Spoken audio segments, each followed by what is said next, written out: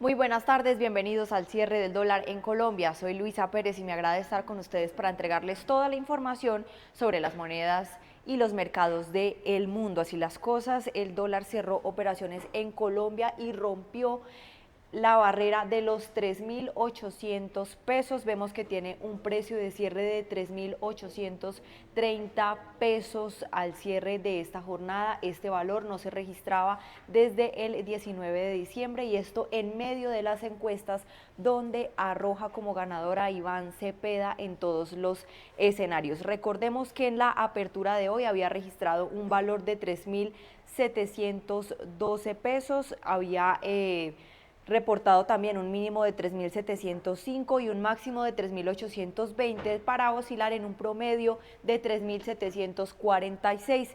La TRM se ubica en 3.703 y hubo un número de transacciones superior a las 2.000, específicamente 2.161, y como bien lo dijimos ahorita, el dólar cierra en la jornada de hoy por un valor de 3.830 pesos. Y a propósito de la sesión del mercado cambiario, esto explica Mauricio Acevedo, quien es estratega de divisas y derivados de Corfi Colombiana. El dólar continúa operando en una zona alta del canal lateral, coqueteándole la resistencia de 3.721, pero respetando el nivel.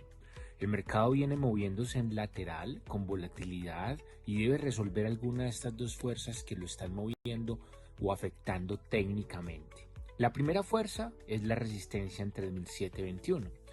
Y la segunda fuerza es una línea de tendencia alcista que viene formada desde el 3 de febrero, cuando visitó niveles de 3.590 y comenzó a subir entre volatilidades, lo que muestra una línea de tendencia alcista actual que hoy está en niveles de 3.680, que también el mercado debe resolver. Esta línea de tendencia alcista va en camino de encontrarse con la resistencia de 3.721. Técnicamente hablando, con seguridad, alguna de las dos debe morir. Ayer el mercado mostró al final de la jornada un sesgo bajista, ya que abrió en 3.697,51 y cerró 10 pesos abajo en 3.687. La fluctuación de la jornada continuó ajustada, fue de 33 pesos, se movió entre un precio mínimo de 3.685 y un precio máximo de 3.717,75. Se operaron 1.390 millones de dólares y la TRM para hoy es de 3.703,69, donde solamente se movió 41 centavos hacia arriba con respecto a la TRM de ayer, lo que sigue dándole fuerza a la lateralidad, al menos por ahora. Los niveles a tener presentes para hoy son los siguientes, como resistencias 3.690, 3.700 y 3.717. Como soportes, la figura de 3.681, 3.674 y 3.667. La empresa de chips de inteligencia artificial llamada Nvidia, que hoy es la empresa más valiosa del mundo, informó que sus ventas del trimestre de enero superaron las expectativas de los analistas y pronosticaron ingresos para el trimestre actual por encima de las proyecciones del mercado. Estos resultados han tranquilizado el movimiento del dólar a nivel global, dado que mejoraron la confianza de los inversionistas y apaciguan la moneda como refugio seguro. Esto hizo que ayer las monedas en general se fortalecieran un poco frente al dólar, pero hoy amanecieron rebotando un poco. En el plano internacional, el yen rebotó desde mínimos el jueves, mientras los inversores evaluaban las últimas señales del Banco de Japón en busca de pistas sobre las perspectivas de las tasas, al tiempo que evaluaban las ganancias de Nvidia para obtener información sobre la demanda de inteligencia artificial. La moneda japonesa subió un 0,2% frente al dólar a 155,99 yenes, en camino de romper una racha de pérdidas de 2 días después de que el gobernador del BOJ, Kazuo Ueda, mantuviera vivas las perspectivas de un aumento de tasas en el corto plazo. En una entrevista con el periódico Ueda dijo que el Banco Central analizará los datos en sus reuniones de marzo y abril para decidir el camino de las tasas de interés, días después de que un informe de la primera ministra japonesa Sanae Takaichi había expresado reservas sobre un ajuste monetario adicional durante su reunión con el gobernador. De esta manera, el DXY opera al alza 0,33%, muy cercano a los 98 puntos, ubicándose en 97,98. Y en otras noticias, Estados Unidos suavizó su veto a las exportaciones de petróleo venezolano a Cuba, golpeada por una crisis económica y energética que preocupa a varios líderes caribeños ante el riesgo de desestabilización en la región. El gobierno de Donald Trump suavizó el miércoles la prohibición impuesta a la entrega de petróleo venezolano a Cuba, que dependía de su aliado para aproximadamente la mitad de sus necesidades de combustible. El Departamento de Tesoro indicó que iba a permitir transacciones que apoyen al pueblo cubano, incluido el petróleo venezolano para uso comercial y humanitario. Para poder acogerse a la medida, las exportaciones tendrían que pasar por empresas privadas y no por el vasto aparato gubernamental o militar del Estado comunista. El anuncio ocurrió cuando el jefe de la diplomacia de Estados Unidos, Marco Rubio, cubano-estadounidense, se encontraba en San Cristóbal y Nieves, en la cumbre de la Comunidad del Caribe, para abordar la situación en Cuba y también en Venezuela. Más tarde, Rubio declaró que Cuba tiene que cambiar drásticamente por el bien de sus habitantes y responsabilizó al gobierno comunista por la crisis energética que vive la isla. Culpó a los gobernantes de tomar decisiones que han dejado a Cuba vulnerable a la situación en la que el pueblo cubano se encuentra. En la cumbre, varios líderes caribeños mostraron su temor a que la crisis cubana perjudique al conjunto de la región. Canadá anunció una ayuda de casi $6 millones para Cuba, que sufre apagones continuos y una grave crisis de combustible. Estados Unidos ha mantenido un embargo comercial y financiero sobre Cuba casi de forma continua desde la revolución liderada por Fidel Castro en 1959. Rubio defendió en la cumbre la operación militar estadounidense que llevó a la captura del presidente Nicolás Maduro el 3 de enero en Caracas. Desde entonces se enfrenta a cargos en Nueva York por narcotráfico, los cuales niega.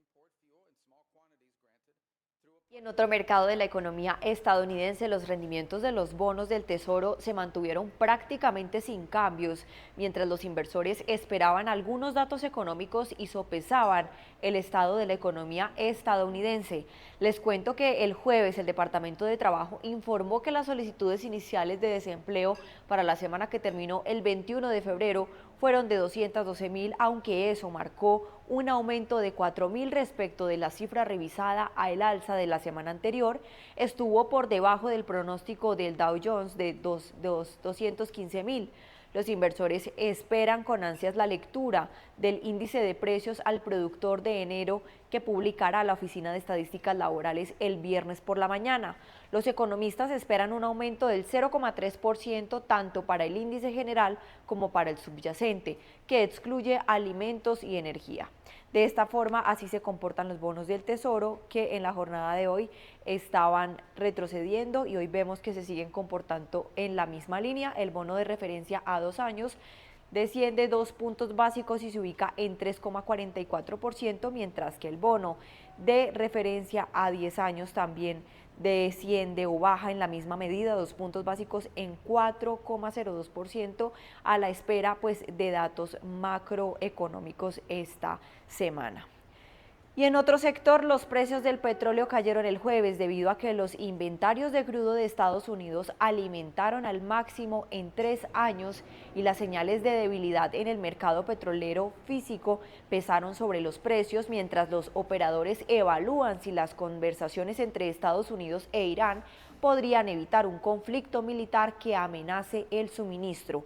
Les cuento que los inventarios de crudo de Estados Unidos aumentaron en 16 millones de barriles la semana pasada. Esto es la mayor cantidad en 3 años. Esto fue lo que mostraron los datos de la Administración de Información de Energía el miércoles. La debilidad en el mercado físico del petróleo del Mar del Norte está pesando sobre los precios del petróleo. Esto fue lo que dijo el analista Giovanni Estanuvo y agregó que los mercados se centrarán en un resultado de una tercera ronda de conversaciones entre Estados Unidos e Irán programada para el jueves. El mercado físico del Mar del Norte sustenta el contrato de futuros del Brent. Los futuros del petróleo han subido alrededor de un 15% en lo que va del 2026, ya que la preocupación por un conflicto militar entre Estados Unidos e Irán ha contrarrestado las expectativas de sobreoferta. El enviado estadounidense Steve Witkoff y Jared Kushner se reunirán con una delegación iraní en Ginebra. También en el lado de la oferta, Arabia Saudita está aumentando la producción y las exportaciones de petróleo en un plan de contingencia en caso de que cualquier ataque estadounidense contra Irán interrumpa los suministros de Medio Oriente. Esto fue lo que dijeron el miércoles dos fuentes familiarizadas con el plan. Es probable que la OPEP+, que agrupa a miembros de la OPEP y aliados como Rusia, considere aumentar su producción de petróleo en 137.000 barriles por día para abril, dijeron tres fuentes con conocimiento del pensamiento de la OPEP+, mientras el grupo se prepara para la máxima demanda del verano y un aumento de precios debido a la tensión entre Estados Unidos e Irán.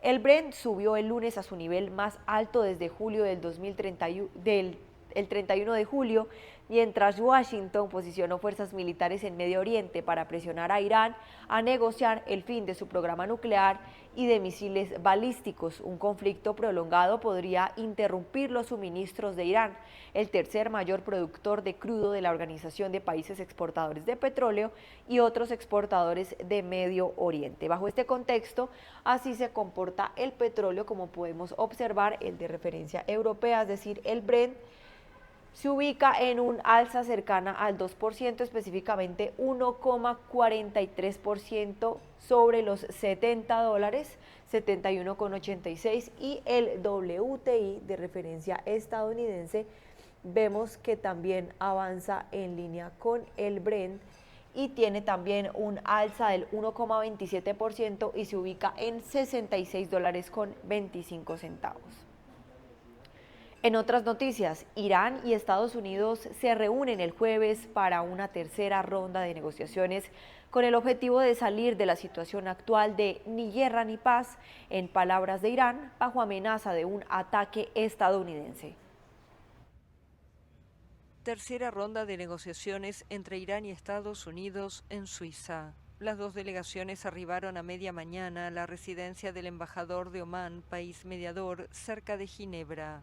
Washington quiere un acuerdo que garantice, entre otras cosas, que Irán no se dote de armas atómicas, un temor de las potencias occidentales desde hace tiempo. Por su parte, Irán insistió el miércoles en que la República Islámica no está buscando un arma nuclear, como la acusa el presidente estadounidense Donald Trump.